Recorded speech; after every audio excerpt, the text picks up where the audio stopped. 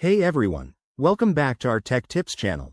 Today, we're diving into a super common issue with Google Drive: files showing up grayed out. If you're frustrated because you can't access your important documents, you're in the right place. This problem often happens due to sync issues, permissions glitches, or even a simple connectivity problem.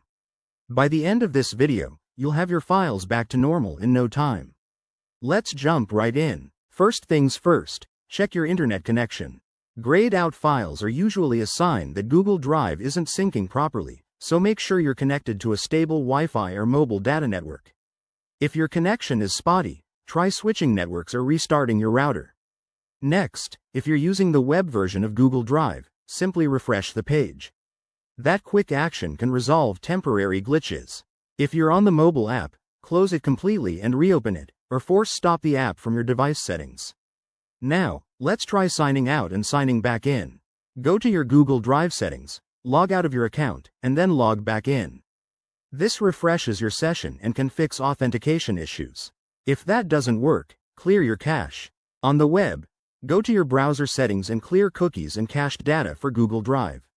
For the app, head to your device's storage settings and clear the app's cache. Be warned, this might log you out again, so have your credentials ready. Another step is to update your Google Drive app. Outdated versions can cause compatibility problems, especially with the latest 2025 features. Check the App Store on your device and install any available updates. Finally, double-check file permissions. Right-click on the grayed-out file in Google Drive, go to Share, and ensure you have the correct access. If it's a shared file, ask the owner to verify the settings. There you have it. By following these steps, your Google Drive files should no longer be grayed out. If you run into any other tech troubles, drop a comment below, and don't forget to like, subscribe, and hit that bell icon for more helpful tutorials. Thanks for watching, and see you in the next one.